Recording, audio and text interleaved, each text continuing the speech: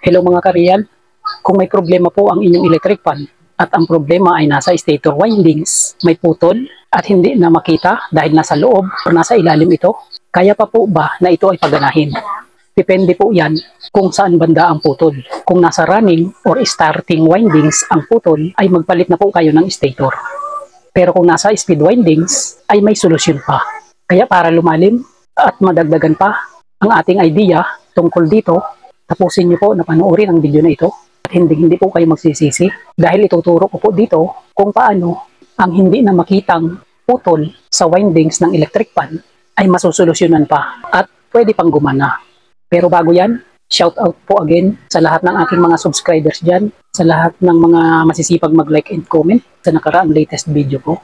Katulad ni na Sir Uding Amir, Renz Julen Reyes, Sir Jack 925, Joe Films, Intense XL, Joey Epistola ng Pangasinan, Saldi Mabilangan, si Rico Saibo, Wild Boys ng Marinduque, Edgardo JR Dato ng Bataan, Iner Marrero ng Antipolo, Bitong Cobias, Lorenzo Advincula Jr. ng Tansa Cavite, Gani Pitilla ng Pangasinan, Larry Navarro, Satoshi, AG Pagalan, Alex Parone ng Camarines Sur, Bobby Ridobla Rejero ng San Ildefonso, Bulacan, AB Sarne, Jamal Boy ng Sabah, Malaysia, Ali Saluan ng Isabela City, Basilan, Carlo Ariola.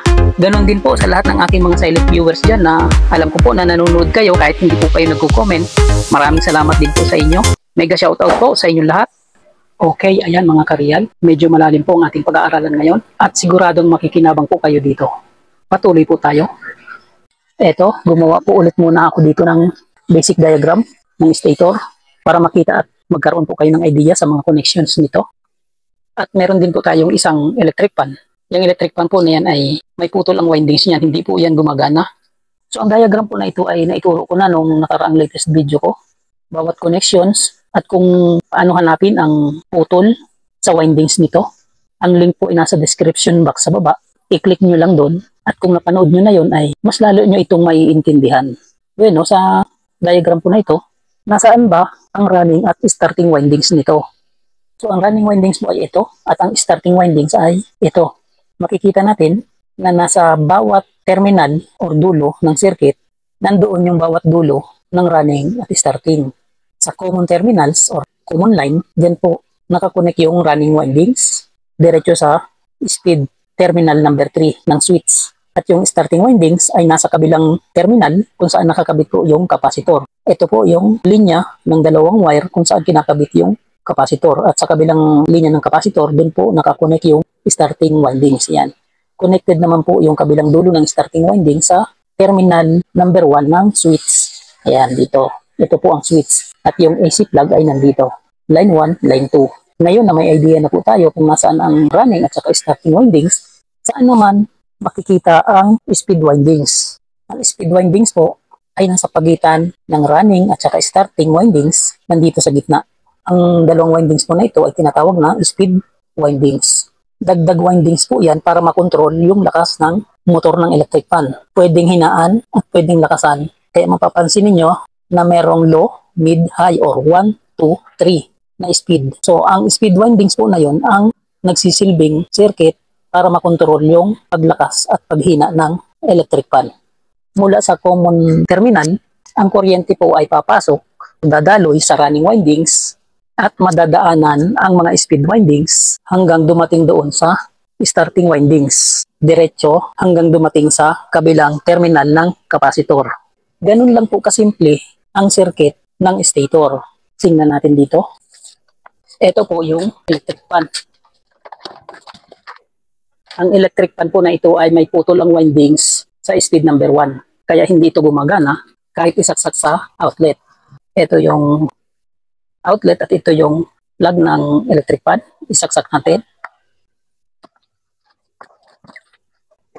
Kahit pindutin po natin yan, number 1, number 2, number 3, hindi po gumagana ang electric fan dahil may putol po ang windings nito. Bunutin. Pansinin po natin sa diagram. Ito po yung line 1, line 2 ng plug ng electric fan. Line 1 or line 2, kahit magkabaliktad po yan, ay pwede naman yan. Then yung common terminal ay connected sa terminal ng running windings. Dito po galing papunta dito at connected po sa speed number 3. So ang speed number 3 po ay makikita sa terminal ng switch ng electric fan dito. Itong isang linya ng AC plug ay connected din sa common terminal ng control switch. Ito yung common terminal ng control switch, nakakonect yung isang linya ng plug. Then sa number 3 ng switch, ito yung number 1, ito yung number 2, ito yung number 3. So dito sa kulay pink, dyan po nakakabit yung kabilang terminal ng running windings. Kuha, simula dito sa pink, ito yung line ng switch number 3, connected po sa isang speed windings, na connected naman ang kabilang dulo sa terminal ng switch number 2. So ito po yung kulay gray. Tandaan na ang kulay ng terminal ng mga motor ay hindi pare-parehas. Kaya i-disregard ang bawat kulay ng terminal. Posibleng nagkabaliktad-baliktad ng kabit yan. Magkakamali po kayo dyan. Ang tandaan ay yung resistance reading na ituro ko na sa nakaraang video. I-click nyo sa description box. So ito yung terminal number 2. Ito. Diretso naman yan sa isa pang speed windings. Connected ang kabilang linya sa switch number 1. At ito po yung switch number 1 terminal, yung kulay yellow.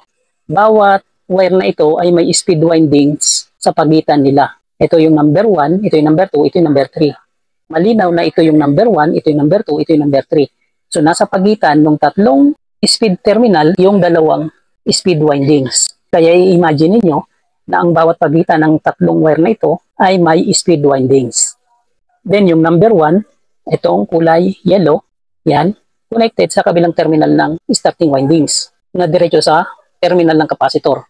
Dito. Ayan yung capacitor. So dalawang terminal ng capacitor. So dito po yan. Isang common at isang terminal ng capacitor na nakakabit sa start windings. Okay, malinaw na malinaw po yan. Paano i-check kung nasaan ang putol ng windings? So gagamitan po natin yan ng multimeter at nakaset ito dapat sa times 10. So ang function ng multimeter ay ohmmeter. Dapat ay calibrated po ang tester. Nakatapat dapat sa 0. Ayun. Okay na yan. Tingnan natin dito sa electric fan na ito. Dahil ang electric fan po na ito ay kung checkin natin, may putol po ang kanyang speed windings number 1. So ang putol po sa windings nito ay nasa speed number 1 dito.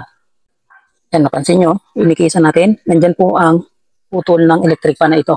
Subukan natin na i-check ito. Ikabit sa dalawang terminal, yung dalawang test probe. Ito yung number 1. Ayan, naka-pindot na. Pero hindi po nag-deflect yung meter pointer. Ibig sabihin, open windings po ang electric fan. Dahil ang putol po ay nandito sa speed windings number 1. Dito. Ang switch po natin ay naka-switch dito sa switch number 1. Ang connection po ng ating sinusukat ay simula sa common ng AC plug ng electric fan, papunta sa running windings, papunta sa terminal number 3, speed windings number 2, at speed windings number 1. Dahil ito'y putol, so hindi po makakatuloy ang connection nito dahil putol doon, papunta sa terminal ng switch number 1, papunta sa line 1 ng AC plug. Ang mangyayari niyan, walang deflection ng meter pointer dahil open po yung speed windings number 1. Ngayon, i-off natin ito, pindutin natin itong speed number 2. Dito. I-switch natin yan dyan. Ito ang i-select natin, number 2. Tingnan natin kung may reading. O napansin nyo, nagkaroon ng deflection ng meter pointer. Ibig sabihin, buo po yung running windings at saka speed windings number 2. Naka-reading ang ohmmeter dahil diretso po yung linya hanggang makabalik doon sa line 1 ng AC plug. Ibig sabihin ay buo yung speed windings number 2. Ilipat natin sa number 3. Ayan, may reading pa rin. Ang nasukat na po natin yan, dahil nilipat na natin sa number 3, ang nasukat na po niyan ay ang running windings. Simula common, papunta sa running windings, papunta sa switch number 3, balik doon sa terminal ng AC plug na line 1. Ito. Buo po yung circuit, kaya nakasukat ng resistance. So ngayon, hindi talaga gagana itong electric fan na ito dahil may putol po doon sa speed windings number 1. Na kapag switch natin sa number 1 ay walang reading kasi hindi siya connected sa kabilang linya. Putol po yung speed windings number 1. Nakuha? Hindi po gagana ang electric fan na ito. Ang running windings po mga ka-real ay yung 4 na set of coils sa bandang loob ng stator. Ito, isa, dalawa, tatlo, apat. Yan pong apat na set of coils na yan, yan po ang running windings nasa bandang loob ng stator. At itong bandang labas, apat na set of coil din ay pinaghalo-halong running windings at mga speed windings. Magkakasama po sila dito sa bandang labas. Ito po yon, isa, dalawa, tatlo, apat. Ganyan po ang posisyon ng mga windings sa stator. Hindi pwedeng baliktarin. Okay? Naintindihan na? So dahil ito may putol ang speed windings number 1, hindi po siya gagana. At kung sakaling ang putol ng windings ay hindi makita sa loob ng motor, hindi na kayang dukutin, posible po ba na gumana pa ang electric fan? Depende po yan sa putol. Katulad nito, ang putol nito ay nasa speed windings number 1, pwede pa pong paganahin yan kapag nasa speed windings ang putol. Pero kung nasa running windings at saka starting windings ang putol, magpalit na po tayo ng stator. So ngayon, ipapakita ko lamang sa inyo kung paano paganahin ito. Okay, kung sakaling ganito ang sitwasyon at nasa mga speed windings ang putol, simpleng bypass nyo lang po ang speed windings at gagana na ulit yan. Ang gagawin nyo lang, iba-bypass po natin yung speed windings number 1. Direkta po natin ito, jajumperan lang po natin ito dito. Ayan, nakita nyo? Kung may putol lang speed windings number 1, jumperan nyo lang simula sa terminal ng switch number 2. Ito yung switch terminal number 2, papunta dyan. Jumperan nyo lang yan. So ito yung nasa loob po ng motor, hindi tayo dyan magja-jumper. Dito po tayo magja-jumper. Simula sa speed terminal number 1 hanggang sa speed terminal number 2. Ayan. Tingnan natin kung gagana yung electric fan. Nakita nyo yan? Ito po ang walang connection. Speed number 1 at saka speed number 2. Putol po ang speed windings sa pagitan ng dalawang linya na yan. So dito po tayo magja-jumper. Ayan. Kita nyo? Ayan. Tapos, dito yung isang linya. Ito po ay alligator clip para ma-demo lamang na pwede pong gumana yan. Pwede nyo pong i-direct ang hinang yan dyan. Kung sakaling magja-jumper po kayo, pwede pong paganahin. Ayan, naka-jumper na yan. Ito na po ang ginawa natin. Dinirekta natin yung 1 at saka 2. Parang dito na tayo nag-connect niyan sa loob. Pero hindi na tayo nagbaklas ng motor. Dito na tayo nag-connect sa labas. Dito sa switch terminal number 1 at switch terminal number 2. Okay? Kahit mag-switch tayo sa number 1, gagana pa rin. Kasi naka-short yung number 1 sa number 2, dito pa rin siya mag-switch sa number 2. Bypass na yung switch number 1. Kaya ang lakas niyan ay nasa speed number 2 lagi. Kung nakalagay sa switch number 1 at switch number 2, parehas na po ang lakas nilang dalawa. Lagi silang naka-number 2. Magbabago lang kung i-switch number 3 dahil ibang linya na po ang gagana. Running windings na. Wala nang speed windings.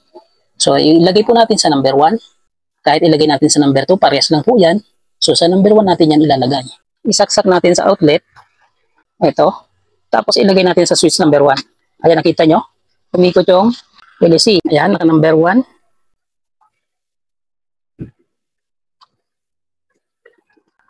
Ito, naka number 1 mga tarian. Kita nyo? Ayan, naka number 1. Kahit ilagay natin sa number 2, ito, parehas lang ang lakas. Kasi, naka-bypass yung number 1. So, pag nilagay natin sa number 3, ayan, mas lalong lumakas. So, may speed number 3 at number 2. Pero walang speed number 1 dahil naka-bypass po ang number 1. I-off natin. So, ganun po ang pag-bypass ng speed windings. I-connect nyo lang dito sa switch. Kung sakaling ayaw nyo pang bumili ng motor, pwede pong paganahin. I-bypass nyo lang po terminal number 1 at number 2. Katulad dito. Dahil ito po ang may putol. Kung sakali naman itong may putol, dito po kayo magbabypass sa 2 saka sa 3. Ang mababypass po naman ay itong speed number 2. Pwede pong mag-bypass sa mga speed windings. Hindi lang pwedeng i-bypass ang running windings at saka starting windings. Malinaw? Ang simpleng bypass ng windings. Okay, sana po ay nadagdagan ko ang lalim ng inyong kaalaman. Hindi lang po laging thermal fuse ang binabypass. Pwede rin po pala ang stator windings. Paki-like and share po ulit ng video ito para lahat po tayo ay maging marunong. Sama-sama po tayo sa pag-angat at huwag makasarili. Ito po ang aking munting channel. The real life, big S, real flow. Expresses the reflections of a common worker. driver, technician, and a barber.